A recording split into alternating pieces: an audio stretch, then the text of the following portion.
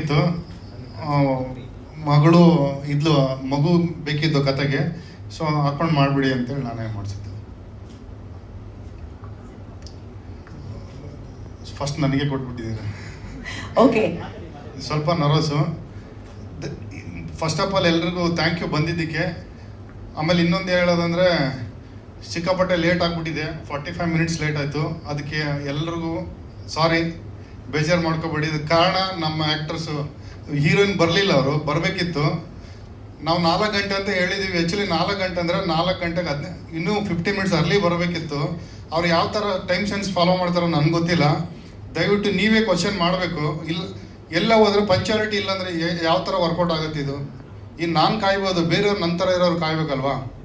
ಅದು ಅವ್ರು ತಿಳ್ಕೊಬೇಕು. ಅದಕ್ಕೋಸ್ಕರ ಲೇಟ್ ಆಗೋದು, ಇನ್ನು ಬೇರೆ ಏನು ಉದ್ದೇಶ ಇಲ್ಲ. ಸಾರಿ, ಎಲ್ಲ ಕ್ಷಮಿಸ್ಬಿಡಿ ಮತ್ತೊಂದು ಸಲ. ಸೊ ಸಿನಿಮಾ ಚೆನ್ನಾಗಿತ್ತು, ನಡೀತಾ ಇತ್ತು. ಜರ್ನಿ ನಡಿಬೇಕಾದ್ರೆ ಲಾಸ್ಟ್ 10 ಡೇಸ್ ಶೂಟಿಂಗಲ್ಲಿ ಆಕ್ಸಿಡೆಂಟಲ್ಲಿ ಸಡನ್ನಾಗಿ ರಾಕಿ ತೀರ್ಕೊಂಬಿಟ್ಟ.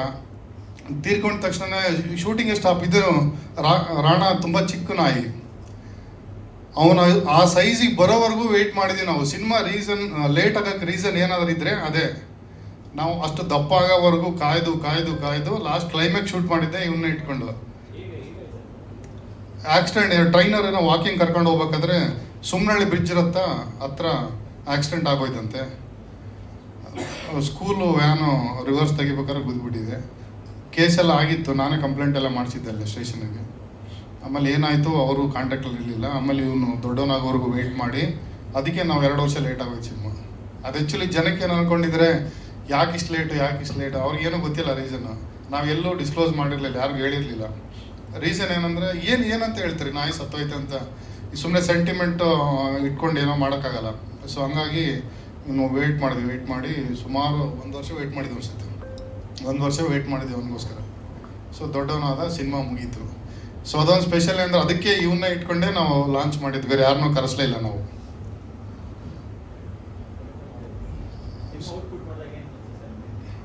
ಸರ್ ಚೆನ್ನಾಗಿದೆ ಸರ್, ಎಮೋಷ್ನಲ್ ಜರ್ನಿ, ಜನಕ್ಕೆ ಟಚ್ ಆಗುತ್ತೆ. ಯಾರು ಪ್ರಾಣಿ ಪ್ರಿಯರು ಯಾರಿದ್ದಾರೆ ನೋಡಿ, ಅವ್ರಿಗೆ ತುಂಬ ಇಷ್ಟ ಆಗುತ್ತೆ ನಾಯಿ. ಆಮೇಲೆ ಇದಕ್ಕಿಂತ ಲಾಯಲ್ ಪ್ರಾಣಿ ಭೂಮಿ ಮೇಲೆ ಯಾರೂ ಇಲ್ಲ. ನಮ್ಮ ಮನುಷ್ಯರೇ ಇಲ್ಲ ಲಾಯಲ್ ಆಗಿ. ನಾವು ಹೇಳ್ಬೇಕಲ್ಲ, ಏನು ಹೇಳ್ಬೇಕಾಗಿಲ್ಲ ಅದ್ರ ಬಗ್ಗೆ. ಮನುಷ್ಯರೇ ಇಲ್ಲ ಲಾಯಲ್, ಅಷ್ಟೊಂದು ಲಾಯಲ್ ಪ್ರಾಣಿ ಅದು. ತುಂಬ ಚೆನ್ನಾಗಿದೆ, ಎಮೋಷ್ನಲ್ ಕನೆಕ್ಟ್ ಆಗುತ್ತೆ. ಕಾಸ್ಟ್ಲಿ ಇಲ್ಲ, ಅದನ್ನು ಮೇಂಟೈನ್ ಮಾಡೋಕ್ಕಂತಾನೆ ಅವರಿದ್ದರು, ರಘು ಅಂತ. ಅವ್ರು ಮೇಂಟೈನ್ ಮಾಡ್ತಾಯಿದ್ರು. ತುಂಬ ಕಷ್ಟ, ನಾವುಗಳು ಮೇಂಟೈನ್ ಮಾಡೋಕ್ಕಾಗಲ್ಲ. ಅದನ್ನು ಮೇಂಟೈನ್ ಮಾಡೋ ಸ್ಪೆಷಲಿಸ್ಟ್ಗಳಿದ್ರೇ ಮೇಂಟೈನ್ ಮಾಡೋಕ್ಕೆ ಸಾಧ್ಯ. ಅದು ಚಿಕ್ಕದು, ಅದು ಇನ್ನೂ ದೊಡ್ಡದಲ್ಲ. ಇದು ಇನ್ನೊಂದು 2 ವರ್ಷ ಇರ್ಬೋದು ಅಷ್ಟೇ ಅದಕ್ಕೆ. ಸರ್ ಇದು sentiment movie, sentiment drama, suspense ಇದೆ, ಸೆಂಟಿಮೆಂಟ್. ಮಗು ಮತ್ತು ನಾಯಿ ಫ್ಯಾಮ್ಲಿಗೆ ಅಟ್ಯಾಚ್ ಆದರೆ ಹೆಂಗಿರುತ್ತೆ ನಾಯಿ ಅಂತ ಹೇಳ್ಬಿಟ್ಟು ಒಂದು ಪ್ರೀತಿ ವಿಶ್ವಾಸ ತೋರಿಸಿದೆ ಅಷ್ಟೇ.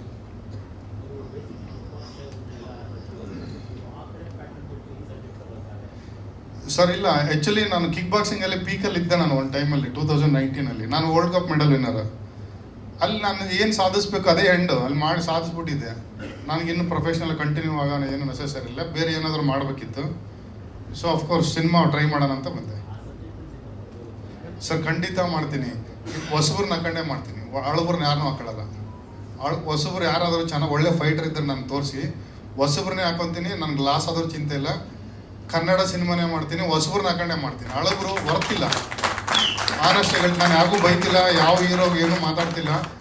ರೀಸನ್ ಏನಂದರೆ ಸರ್, ನಾಯಿ ಥರ ಮನೆ ಬಾಗಿಲು ನಾನು ಕಾದ್ಬಿಟ್ಟಿದ್ದೀನಿ ಎಲ್ಲ ದೊಡ್ಡ ಹೀರೋಗಳಿಗೆ. ಒಂದು ಟ್ರೈಲರ್ ಲಾಂಚ್ ಮಾಡಿಕೊಡಿ ಅಂತ. ಸರ್ ಯಾವನಿಗೆ ಬೇಕು ಸರ್ ಇದು? ಮಾಡೋದು ಸಿನಿಮಾ ಮಾಡಿದ್ದೀವಿ. ನೀವೇ ಯೋಚನೆ ಮಾಡಿ, ಯಾರಿಗಾದ್ರೂ ಒಬ್ಬ ದೊಡ್ಡ ಸೂಪರ್ ಸ್ಟಾರು, ಸೆಲೆಬ್ರಿಟಿ ಯಾರೋ, ನಾನು ಯಾರನ್ನ ಹೆಸರು ಇಟ್ಟು ಇದು ಮಾಡ್ತಿಲ್ಲ, ಯಾವ ಅಭಿಮಾನಿಗಳು ಆಮೇಲೆ ನನಗೆ ಬೈಯಕ್ಕೆ ಸ್ಟಾರ್ಟ್ ಮಾಡಬೇಡಿ. ಜಸ್ಟ್ ಸಿಂಪಲ್ಲಾಗಿ ಮೈಕ್ ಕೊಟ್ಟರೆ ಮಾತಾಡಿದ್ರೆ ಕನ್ನಡ ಬಗ್ಗೆ ಇಷ್ಟು ಉದ್ದ ಪಾಠ ಮಾಡ್ತಾರೆ. ಈ ಕನ್ನಡ ಸಿನಿಮಾ, ಕನ್ನಡ ಬೆಳಿಬೇಕು, ಕನ್ನಡ ಹಂಗೆ, ಕನ್ನಡನ ಯಾರು ನೋಡಲ್ಲ, ಕನ್ನಡ ಸಿನಿಮಾ ನೋಡಲ್ಲ, ಕನ್ನಡಕ್ಕೆ ಸಪೋರ್ಟ್ ಮಾಡಿ, ಕನ್ನಡ ಬೆಳೀಲಿ ಅಂತ. ಕರೆಕ್ಟ್ ಅಲ್ವ ಸರ್? ಅದೇ ಕನ್ನಡ ಸಿನಿಮಾ ಮಾಡಿದ್ದೀನಪ್ಪ, ಬಂದರು ಸಪೋರ್ಟ್ ಮಾಡ್ರಪ್ಪ ಅಂತ ಕೇಳಿದ್ರೆ ಯಾರೂ ಬರಲ್ವಲ್ಲ ಸರ್, ಯಾರೂ ಬರಲ್ಲ. ಅವ್ರೇನು ಅಂದರೆ, ನಾನು ನೋಡಿರೋ ಪ್ರಕಾರ, ನಾನು ಹೊಸಬ ಇಂಡಸ್ಟ್ರಿಗೆ, ನಾನು ನೋಡಿರೋ ಪ್ರಕಾರ ಯಾವ ಹೀರೋ ಹೇಳಿ ಸರ್ ಹೊಸಬ್ರಿಗೆ ಸಪೋರ್ಟ್ ಮಾಡಿದ್ದಾರೆ? ನೀವು ನನಗೆ ಹೇಳಿ ಸರ್. ಒಬ್ಬರು ಸಪೋರ್ಟ್ ಮಾಡಿದ್ದಾರೆ ಯಾರಾದರೂ?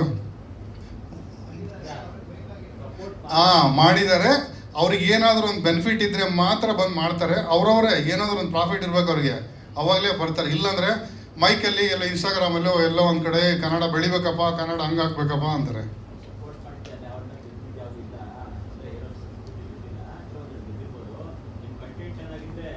ಖಂಡಿತ ಆಗುತ್ತೆ. ಅದಕ್ಕೋಸ್ಕರ ನಾವು ನಮಗೆ ನಾಯಿನೇ ಬಾಸ್, ನಾಯಿನೇ ಇಟ್ಕೊಂಡೇ ನಾವು ಸಿನಿಮಾ ಮಾಡಿದ್ದೀವಿ. ಆಮೇಲೆ ಇನ್ನೊಂದು ಏನಂದರೆ ಲೂಸ್ ಮಾದ ಯೋಗಿ ಅವರು ನಮಗೆ ತುಂಬ ರೆಸ್ಪಾನ್ಸ್ ಮಾಡಿದ್ದಾರೆ. ಇದಕ್ಕೆ ಮುಹೂರ್ತಕ್ಕೆಲ್ಲ ಬಂದಿದ್ದರು. ನಾವು ಅದು ಅಲ್ಲದೆ ಉಮಾಪತಿ ಶ್ರೀನಿವಾಸ್ ಗೌಡ ಅಣ್ಣ ಅವರು ಕೂಡ ನಮ್ಮ ಬ್ಯಾಕ್ಗ್ರೌಂಡೇ. ಅವ್ರು ಯಾವಾಗ ಕರೆದ್ರು ನಮಗೆ ಇಲ್ಲ ಅಂತ ಹೇಳಿಲ್ಲ, ಬಂದಿದ್ದಾರೆ. ಇವರಿಬ್ಬರನ್ನ ಬಿಟ್ಟರೆ ಬೇರೆ ನಾನು ಹೇಳ್ತೀನಿ ನೋಡಿ, ಎಲ್ಲ ಸ್ವಾರ್ಥಿಗಳು ಸರ್. ಅವ್ರು ನೋಡ್ಕೊಂಡು ಅವ್ರು ಹೋಗ್ತಾ ಇರ್ತಾರೆ, ಬೇರೆ ಯಾರಿಗೂ ಸಪೋರ್ಟ್ ಮಾಡಲ್ಲ. ಕೇಳಿದ್ರೆ ಯಾಕೆ ಮಾಡಬೇಕು ಅಂತಾರೆ, ಇಲ್ಲ ಇನ್ನೊಂದು ವರ್ಷನಲ್ಲಿ ನೋಡಿದ್ರೆ ಕನ್ನಡ ಬೆಳಿಬೇಕ್ರಪ್ಪ, ಕನ್ನಡ ಬೆಳೆಸ್ರಪ್ಪ, ಇನ್ನೊಂದು ವರ್ಷ ಹಿಂಗೆ ಸ್ಟ್ರೈಟಾಗಿ ಹೋದ್ರೆ ಅದೇ ಕನ್ನಡ ಸಿನಿಮಾ ಮಾಡಿನಂದ್ರೆ ಯಾವನೂ ಬರಲ್ಲ ಸರ್, ಯಾರು ಹೆಲ್ಪ್ ಮಾಡೋಕ್ಕೆ ಬರಲ್ಲ. ವಿಜಯ್ ಸಿನಿಮಾಸು ಡಿಸ್ಟ್ರಿಬ್ಯೂಷನು ಒಂದು 60-65 ಥಿಯೇಟರ್ ಇರ್ಬೋದಾ ಸರ್? 60-65 ಸರ್ ಬಂದಿದ್ದಾರೆ. ವಿಜಯ್ ಅವರು ಇದ್ದಾರೆ ಸರ್, ಬನ್ನಿ ವಿಜಯ್ ಸರ್ ಸ್ಟೇಜ್ ಮೇಲೆ ಬನ್ನಿ. ಸೊ ಇದು ವರ್ಷನ್ ಸರ್. ನಾನು ಇನ್ನೊಂದು ಸಿನಿಮಾ ನಂದು ರಿಲೀಸ್ಗೆ ರೆಡಿ ಇದೆ, ಅದು ಕಂಪ್ಲೀಟ್ ಮಾಡಿದ್ದೀನಿ ಆಲ್ರೆಡಿ. ಹೆಸರಿಟ್ಟಿಲ್ಲ ಇನ್ನೂ, ಎಲ್ಲ ಕಂಪ್ಲೀಟ್ ಆಗಿದೆ. ಮೂವಿನೇ ಕಂಪ್ಲೀಟು, ಅನೌನ್ಸ್ ಮಾಡ್ಕೋತೀನಿ, ನೆಕ್ಸ್ಟ್ ಮಂತ್ ಮಾಡ್ಕೋತೀನಿ. ಅದಾದಮೇಲೆ ಇನ್ನೊಂದಿದೆ, ಅದನ್ನು ರೆಡಿ ಮಾಡಿಸ್ತಾ ಇದ್ದೀನಿ. ಇಲ್ಲ ಅದು ಅನೌನ್ಸ್ ಮಾಡಿಲ್ಲ.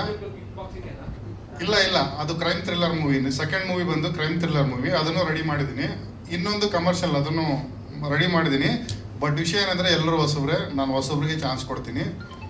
ಅಳುಬ್ರನ್ನ ಯಾವುದೇ ಕಾರಣಕ್ಕೂ ನನಗೆ ಲಾಸ್ ಆದರೂ ಚಿಂತಿಲ್ಲ, ನಾನು ಅಳುಬ್ರನ್ನ ಹಾಕೊಂಡು ಮಾಡಲ್ಲ.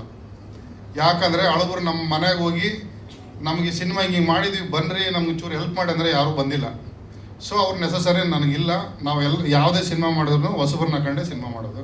ಕನ್ನಡನೇ ಬೆಳೆಸೋದು, ಕನ್ನಡ ಸಿನಿಮಾ ಮಾತ್ರ ಮಾಡೋದು.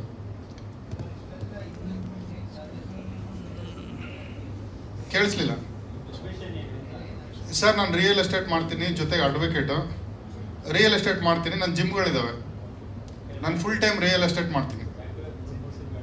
ಹೌದು sir, full time real estate ಮಾಡ್ತೀನಿ, ಜೊತೆಗೆ ಜಿಮ್ಗಳೆಲ್ಲ ಇದ್ದಾವೆ. ರಿಯಲ್ ಎಸ್ಟೇಟ್ ನಮ್ಮ ಬಿಸ್ನೆಸ್ಸು ಸರ್. ಬೆಂಗಳೂರೇ, ಬೊಮ್ಮನಹಳ್ಳಿ ನಮ್ಮ ಮನೆ. First of all thank you ಎಲ್ಲ ಮಾಧ್ಯಮದವರು ಬಂದಿರೋದಕ್ಕೆ. ಡೇ ಒನ್ನಿಂದನೂ ತುಂಬ ಸಪೋರ್ಟ್ ಮಾಡಿದ್ದೀರಾ ನಮ್ಮ ಸಿನಿಮಾ ಟೀಸರ್ ಲಾಂಚಿಂದನೂ. ಆ್ಯಂಡ್ ಪರ್ಸ್ನಲಾಗಿ ನನ್ನ ಕೆಲವು ಫ್ರೆಂಡ್ಸ್ ಬಂದಿದ್ದಾರೆ, ಅವ್ರಿಗೆ ತುಂಬ ಥ್ಯಾಂಕ್ಸ್ ಬಂದಿದ್ದಕ್ಕೆ. ಸೊ ಯಾವ ಮೋಹನ ಮುರಳಿ ಕರೆಯಿತು ನನ್ನ ಮೊದಲನೇ ಚಿತ್ರ. ಸೊ ಮೇಡಮ್ ಹೇಳಿದಾಗೆ ಏನಕ್ಕೆ ಬರಬೇಕು ಅಂದರೆ, of course there is a beautiful emotion between a dog and a girl and a family. So ಯಾರೆಲ್ಲ ಪೆಟ್ ಲವರ್ಸು, ಎಮೋಷ್ನಲ್ ಜಾನರ್ ಅಥವಾ ಒಂದು ಡ್ರಾಮಾ ಜಾನರ್, ಸಸ್ಪೆನ್ಸ್ ಜಾನರ್ನ ಎಂಜಾಯ್ ಮಾಡೋಂಥ ಆಡಿಯನ್ಸ್ಗೆ ಅವರು ಎಕ್ಸ್ಪೆಕ್ಟ್ ಮಾಡೋಂಥ ಎಲ್ಲ emotions, family values, I mean dog mainly pet ಲವರ್ಸ್ಗೆ ಹೇಳ್ತಾ ಇರೋದು. ಸೊ ಆ ಥರದ್ದು ಒಂದಷ್ಟು ಅಂಶಗಳು ಸಿನಿಮಾನಲ್ಲಿದೆ. ಒಬ್ಬರು ಡಾಕ್ಟ್ರು ಆ್ಯಕ್ಚುಲಿ ಅವ್ರ ಮಗಳು ಪ್ಯಾರಲೈಸ್ಡು. ಸೊ ಅವರು ಒಂದು ನಾಯಿನ ಸಾಕಿದ್ರು. ಸೊ ಆ ಹುಡುಗಿಯಲ್ಲಿ ಆದಂಥ ಚೇಂಜಸ್ ನಾಯಿ ಬಂದಮೇಲೆ ಆ ಒಂದು ಬೇಸ್ನ ಇಟ್ಕೊಂಡು ಸ್ಟೋರಿ ಮಾಡಿದ್ರು ಸರ್. ಆ ಕತೆ ನಾನೇ ಬರ್ತಿದ್ದು. ಜಸ್ಟ್ ಅದೊಂದು ಹ್ಯಾಂಡಿಕ್ಯಾಪ್ ಹುಡುಗಿದು ಒಂದು ಡಾಗ್ದು ಕನೆಕ್ಷನ್ ನೋಡಿದೆ. ಸೊ ಡೈಲಿ ಗ್ರೌಂಡಲ್ಲಿ ಆಟಾಡೋಕ್ಕೆ ಕರ್ಕೊಂಬರೋರು. ಸೊ ಅದು ಇದು ಇಷ್ಟ ಆಯಿತು ನನಗೆ. ಒಂದು ಫಿಸಿಕಲಿ ಕಾಲಿಲ್ದಿರೋ ಒಂದು ಹುಡುಗಿಗೂ ನಾಯಿಗೂ ಆ ಒಂದು ಪಾಯಿಂಟ್ ಇಷ್ಟ ಆಗಿ ಅದ್ರ ಮೇಲೆ ಕತೆ ಆಯಿತು.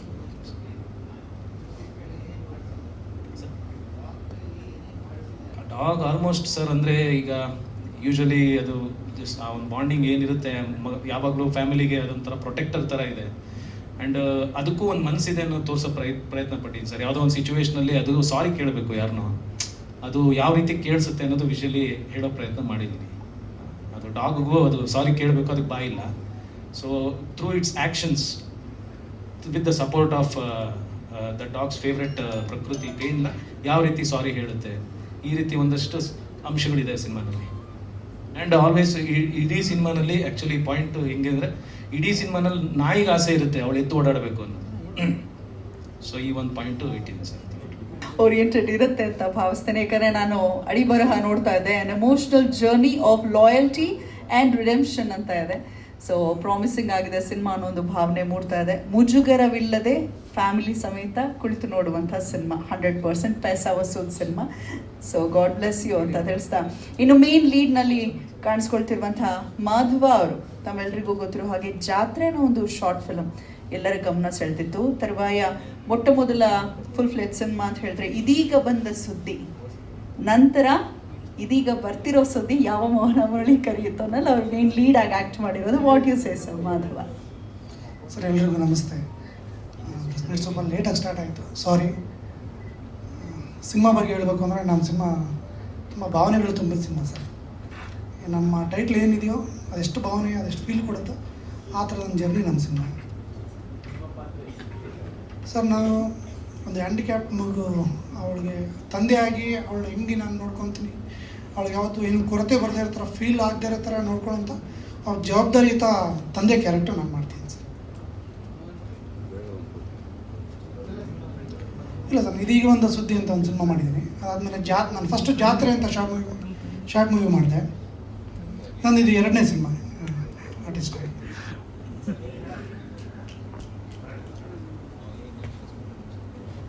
Thank you sir. ಸಣ್ಣ ಹ್ಯಾಂಡಿಕ್ಯಾಪ್ ಗರ್ಲ್ ಆಗಿದ್ದೆ.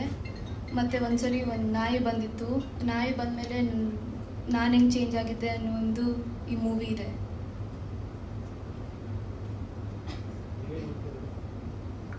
ಏನು ಓದ್ತಿದ್ದೀರಾ? 7th ಇತ್ತು. ಇಲ್ಲ, ನನಗೂ ಆಸೆ ಇತ್ತು. ನಮ್ಮ ಅಪ್ಪನೂ ಹೇಳಿದ್ರು ಮಾಡು ಅಂತ. ನಮಗೂ ಖುಷಿ ಇತ್ತು, ನಮ್ಗೆ ಚಾನ್ಸ್ ಸಿಕ್ಕಿತ್ತು ಅಂತ.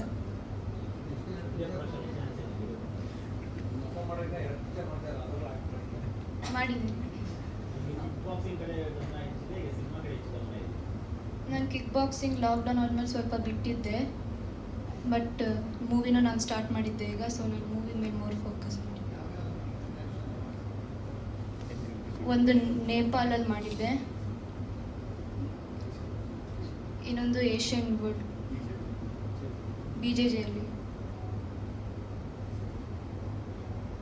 ಆ್ಯಕ್ಚುಲಿ ಸಿನಿಮಾನಲ್ಲಿ ಕೂಡ ಪ್ರಯಾಣ ಮುಂದುವರಿಲಿ, ಆದರೆ ನಮ್ಮೆಲ್ಲರ ಹಾರೈಕೆ ಅಂದರೆ ಕಿಕ್ ಬಾಕ್ಸಿಂಗ್ನಲ್ಲಿ ಕನ್ನಡದಿಂದ ಸ್ವಲ್ಪ ಕಮ್ಮಿ ಜನ ಇರೋದು. So being a father and you are in the same field, I feel so ದಯಮಾಡಿ ಗೇಮ್ಸಲ್ಲೂ ಮುಂದುವರಿಸಿ, ಸಿನಿಮಾ ಪ್ರಯಾಣನೂ ಮುಂದುವರಿಲಿ, ವಿದ್ಯೆನೂ ತುಂಬ ಚೆನ್ನಾಗಿ ನಡೀಲಿ ಅಂತ ಹೇಳ್ತಾ. Any more questions? ಎಲ್ರಿಗೂ ನಮಸ್ಕಾರ. ಯಾವ ಮೋಹನ ಮುರಳಿ ಕರೆಯಿತು ಇದೆ 27th ರಿಲೀಸ್ ಆಗ್ತಾಯಿದೆ. ಆಲ್ಮೋಸ್ಟ್ ಒಂದು 50 to 60 ಥಿಯೇಟರ್ಸಲ್ಲಿ ರಿಲೀಸ್ ಆಗ್ತಾಯಿದೆ. ನಿಮ್ಮೆಲ್ಲರೂ ಸಹಕಾರ ಬೆಂಬಲ ಈ ಸಿನಿಮಾಗೆ ಇರಲಿ ಅಂತ ಕೇಳ್ಕೊತೀನಿ. Thank you. ಸಾರಿ ಎಲ್ಲರಿಗೂ. ಫಸ್ಟ್ ಆಫ್ ಆಲ್ ಆ್ಯಕ್ಚುಲಿ ಅದು ನಾನು ತುಂಬ ದೂರದಿಂದ ಬರ್ತಾ ಇದ್ದೆ. ಇಲ್ಲ, ಆ್ಯಕ್ಚುಲಿ ಬೇರೆ ಫಂಕ್ಷನ್ ಇತ್ತು, ಮುಗಿಸ್ಕೊಂಡು ಮನೆಗೆ ಬಂದು ಅಲ್ಲಿಂದ ಬರುವಾಗ ಲೇಟ್ ಆಯಿತು. ಹೌದು, ಆ್ಯಕ್ಚುಲಿ ಅದು ಕ್ಯಾಬ್ ಅವ್ರಿಗೆ ಹೇಳಿದ್ರೆ ಅವ್ರು ಬೇಗ ಬರಲಿಲ್ಲ. ಇಲ್ಲ ಸರ್, ನಾನು ಆ್ಯಕ್ಚುಲಿ ಬೇಗ ಬಿಟ್ಟೆ, ಸ್ವಲ್ಪ ಲೇಟ್ ಆಯ್ತು. ಸಾರಿ, ಕ್ಷಮೆ ಇರಲಿ ಸರ್. ಇದೇ ಫಸ್ಟ್ ಟೈಮ್ ಸರ್ ಲೇಟ್ ಆಯಿತು. ಹೌದಾ? ಸಾರಿ ಕೇಳಿದೆ. ಇಲ್ಲ, ಆ್ಯಕ್ಚುಲಿ ಸಾರಿ ಕೇಳಿದೆ ಈಗ. ಸರ್ ಯಾರಿಲ್ಲ ಅಂದ್ರು ನಾನು 100% ಇದ್ದೀನಿ ಸರ್ ಇದುವರೆಗೂ. ಇವತ್ತೇ ಫಸ್ಟ್ ಲೇಟ್ ಆಗಿದೆ ಆ್ಯಕ್ಚುಲಿ. ಟ್ರೈಲರ್ ಎಲ್ಲರೂ ನೋಡಿದ್ದೀರಾ ಅನ್ಕೋತೀನಿ, ಇವಾಗಷ್ಟೇ, ನಾನೇ ಲೇಟು. ನಿಮಗೆಲ್ಲ ಇಷ್ಟ ಆಗಿದೆ ಅನ್ಕೋತೀವಿ. ನನ್ನದು ಬಂದು ನನ್ನ ಒಂದು ಹ್ಯಾಂಡಿಕ್ಯಾಪ್ ಮಗುವಿನ ಒಂದು ತಾಯಿ ಪಾತ್ರದಲ್ಲಿ ನಾನು ಕಾಣಿಸ್ಕೋತೀನಿ ಸಿನಿಮಾದಲ್ಲಿ. ತುಂಬ ಚೆನ್ನಾಗಿ ಮೂಡ್ ಬಂದಿದೆ ಸಿನಿಮಾ. ಇದೇ 27ಕ್ಕೆ ಥಿಯೇಟ್ರಿಗೆ ಬರ್ತಾ ಇದ್ದೀವಿ. ಸೊ ನಿಮ್ಮೆಲ್ಲರ ಆಶೀರ್ವಾದ ನಮಗೆ ಬೇಕು. ಫಸ್ಟ್ ಆಫ್ ಆಲ್ ಮೀಡಿಯಾದವ್ರ ಆಶೀರ್ವಾದ ನಮಗೆ ಇರಬೇಕು. ಆ್ಯಕ್ಚುಲಿ ಮೀಡಿಯಾದವ್ರು ನೀವಿದ್ರೇ ನಮಗೆ ಬೇರೆ ಕಡೆ ರೀಚ್ ಆಗಲಿಕ್ಕೆ ಸಾಧ್ಯ. ಸೊ ಹಾಗಾಗಿ ನಮ್ಮ ತಂಡಕ್ಕೆ ಸಪೋರ್ಟ್ ಮಾಡಿ ಅಂತ ಕೇಳ್ಕೊತೀನಿ. Thank you so much.